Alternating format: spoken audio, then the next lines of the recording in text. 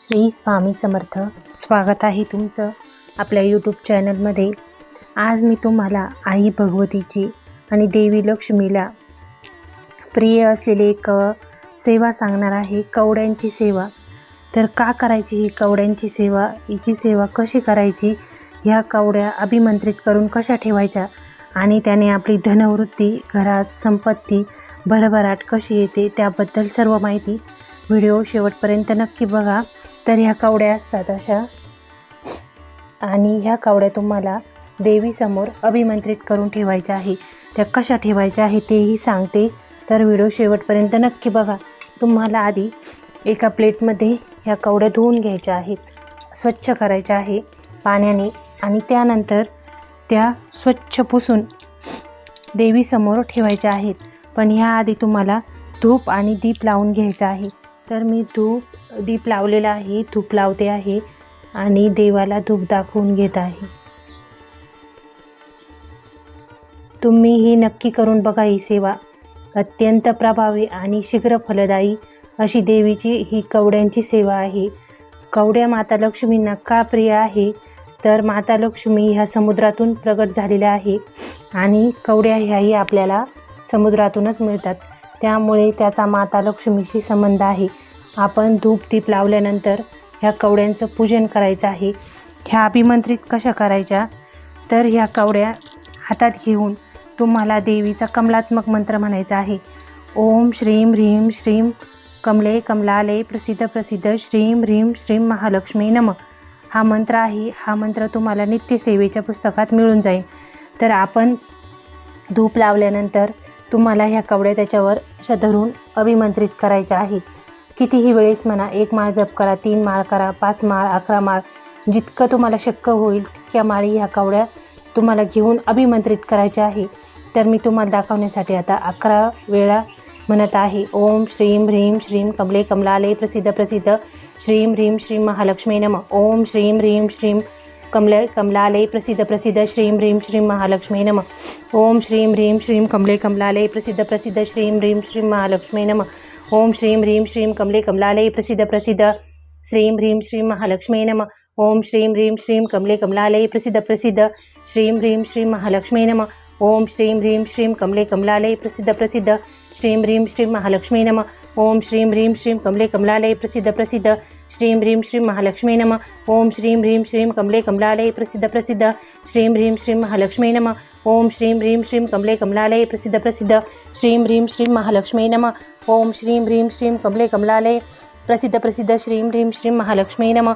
ओम श्रीं ह्रीं श्रीं कमले कमलालय प्रसिद्ध प्रसिद्ध श्रीं ह्रीं श्रीं महालक्ष्मी नमः. ओम श्रीं ह्रीं श्रीं कमले कमलालय प्रसिद्ध प्रसिद्ध श्रीं ह्रीं श्रीं महालक्ष्मी नमः. आता ह्या अभिमंत्रित केलेल्या कवड्या तुम्हाला एका प्लेटमध्ये तांदूळ घेऊन, मी दाखवले आहे इथं तांब्याची प्लेट घेऊन, त्यामध्ये तुम्हाला ह्या कवड्या अशा ठेवून घ्यायच्या आहेत. तर याच्या पाठीमागे असा पिवळा भाग असतो, तो बघून घ्यायचा आहे. ही देवीला पूजेसाठी ठेवण्यात येणारी कवडी आहे. तर तुम्ही अशा कवड्या ठेवून घेतल्यानंतर इथे तुम्हाला माता लक्ष्मीची मूर्ती घ्यायची आहे. आता माझ्याकडे मूर्ती नाही आहे, फोटो आहे आणि माता लक्ष्मीचा हा एक शिक्का आहे चांदीचा, तर मी ते ठेवलेलं आहे. देवी तुम्हाला दाखवते ही, आणि हिच्यावरच मी आता ही कवड्यांची पूजा करणार आहे. तर व्हिडिओ शेवटपर्यंत बघा. मी शेवट याचा उपायही सांगणार आहे की धनवृद्धीसाठी याचा उपाय कसा करतात. त्यानंतर तुम्ही ह्या ठेवलेल्या कवड्या सर्व हळदी आणि कुमकुम लावून त्याची पूजा करून घ्यायची आहे. त्याला धूप आपण दाखवलेलाच आहे, अभिमंत्रित केलेले आहे. त्यानंतर आपण त्यांची पूजा करून घ्यायची आहे. आणि ह्या कवड्या तुम्हाला कोणत्या दिवशी याची पूजा करायची आहे, तर शुक्रवार, मंगळवार आणि पौर्णिमा, दिवाळीच्या वेळेस केल्या तर शुभ त्रयोदशीच्या दिवशी, नाहीतर अक्षय तृतीयेच्या दिवशी ह्या कवड्या तुम्हाला अभिमंत्रित करून घ्यायच्या आहेत. यानंतर तुम्हाला ह्या कवड्यांवर काही सेवा करायची आहे. तुम्ही 16 वेळा स्त्री सूक्त, 1 वेळ पुरुष सूक्त, त्यानंतर तुम्ही लक्ष्मीला प्रिय असलेला कोणताही मंत्र म्हणा. ओम श्रीं नमः हा मंत्र म्हटला तरी चालेल, कारण आपण कवड्या ज्या वेळेला अभिमंत्रित करतो त्यावेळेला आपण त्या धूपावर आधीच अभिमंत्रित केलेल्या असतात. 1 माळ जपाने किंवा 3 माळ, 5 माळ, 11 माळ ओम श्रीं ह्रीं श्रीं कमले कमलालये प्रसिद्ध प्रसिद्ध श्रीं ह्रीं श्रीं महालक्ष्मी नमः. हा देवीचा जो मंत्र आहे कमलात्मक मंत्र, याने तुम्हाला ह्या कवड्या अभिमंत्रित करायच्या आहे. आता ह्या कवड्या ठेवायच्या कशा तेही सांगते. ह्या कवड्या तुम्हाला ज्या दिवशी पूजा करणार त्या दिवशी ते रात्रभर आणि दिवसभर, एक दिवसभर आणि रात्रभर तशाच ठेवायच्या आहे. दुसऱ्या दिवशी त्या कवड्यांना पुन्हा धूपदीप दाखवायचा आहे. नंतर त्या तुम्हाला एका लाल वस्त्रात बांधून आपल्या देवीच्या जे कुलदेवीचं स्थान आहे पूजा घरातलं तिथे ठेवायचं आहे. या कवड्या तुम्हाला धनस्थानात नाही ठेवायच्या, देवीसमोर ठेवायच्या आहेत. लाल कपड्यात बांधून आणि आपल्या कुलदेवीसमोर ठेवायच्या आहे. आता याचा उपयोग कधी करायचा, तर तुम्हाला जेव्हा अतिमहत्त्वाचं काम असेल, म्हणजे कायदेशीर किंवा अतिमहत्त्वाचं मुलांच्या परीक्षेच्या काळामध्ये किंवा तुम्हाला इतर पैशासंबंधी व्यवहारासंबंधी कोणतंही काम असेल, त्यावेळेला तुम्हाला ह्या पूजेतली एक कवडी आपल्या स्वतःबरोबर न्यायची आहे. आणि नंतर ह्या कवडीचं काय करायचं आहे, ज्यावेळेस तुमचं काम होईल, तुम्ही घरी परत याल, त्यावेळेला ही कवडी तुम्हाला पुन्हा स्वच्छ पाण्याने धुवून घ्यायची आहे. पुन्हा तिला धूप दीप दाखवून त्यावर मंत्र म्हणून पुन्हा ही कवडी तुम्हाला देवीच्या पूजास्थानात ठेवायची आहे. तशीच आणून ठेवायची नाही आहे. किंवा जर तुम्हाला वाटलंच तर तुम्ही ही कवडी पाण्यात प्रवाहितही करू शकता जर तुमचं काम झालं तर. पण इतरत्र न कुठेही ठेवता एक तर पाण्यात प्रवाहित करायची, नाही तर पुन्हा ती धुवून पूजा करून ती आपल्या देवीजवळ ठेवायची.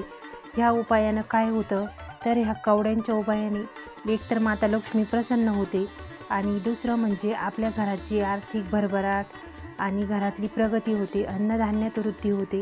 ह्या कवड्या माता लक्ष्मीला अत्यंत प्रिय आहेत. याचा दुसरा एक उपाय आहे, जर तुम्हाला पैशासंबंधी अति अडचण असेल तर तुम्ही 5 कवड्या घ्यायच्या आहे.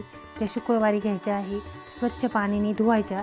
आपण जो मंत्र म्हटला तोच मंत्र म्हणायचा, धूप दीप दाखवायचा आणि ह्या कवड्यानंतर तुम्हाला लाल कपड्यात बांधून माता लक्ष्मीच्या कोणत्याही एका मंदिरात, जिथे तुमच्या जवळ माता लक्ष्मीचं जर मंदिर असेल तर तुम्हाला ह्या कवड्या तिथं अर्पण करायच्या आहे. त्या कवड्यांबरोबर तुम्हाला एक गोड पदार्थही देवीला अर्पण करायचा आहे. कोणताही देवीला गोड पदार्थ अर्पण करा. तसं माता लक्ष्मींना तांदळाची खीर अत्यंत प्रिय आहे, ज्याला पायस म्हणतात, ते माता लक्ष्मीला अत्यंत प्रिय आहे. तर मी आज कवड्या धूप दीप दाखवलेला जी पूजा केली त्यासाठी मी माता लक्ष्मीला शिऱ्याचा नैवेद्य केलेला आहे.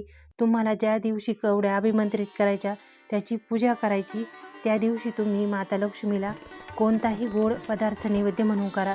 काही नाही केलं, जमलं नाही तर दुधात साखर टाकून तो नैवेद्य जरी माता लक्ष्मीला ठेवला तरीही तो माता लक्ष्मीपर्यंत जातो. आणि यामध्ये तुम्हाला आणखीन प्रभावी जर ह्या कवड्या अभिमंत्रित करायच्या असतील तर तुम्ही विष्णू गायत्री मंत्रही म्हणू शकता. कारण जिथे विष्णू भगवान आहेत तिथे माता लक्ष्मी आपोआपच येतात. त्यांना बोलावण्यासाठी दुसरं काही करावं लागत नाही. तुम्ही जर विष्णू भगवानांची पूजा केली तर माता लक्ष्मी त्यामागे आपोआपच येतात.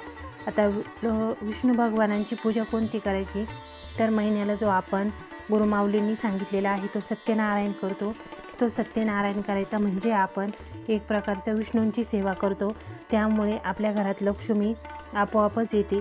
ह्या कवड्यांची सेवा करताना तुम्ही ती इतरांना सांगायची नाही किंवा तिचा प्रचार करायचा नाही.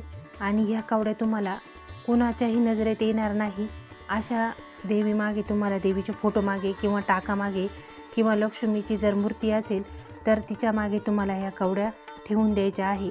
हा उपाय केल्यानंतर तुम्हाला 41 दिवसानंतर तुमच्या कोणत्याही कामामध्ये फरक पडायला सुरुवात होईल. या कवड्या तुम्हाला वाटलं तर तुम्ही एखाद्या शुक्रवारी पुन्हा अभिमंत्रित करायच्या.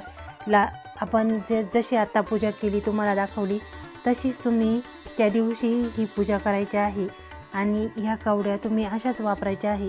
ह्या कवड्यांचा इतका छान रिझल्ट आहे, तुम्ही एकदा नक्की करून बघा.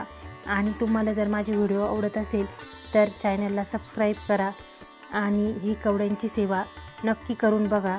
तसं उद्या अक्षय तृतीया आहे, ह्या दिवशी जर केली तर खूपच छान.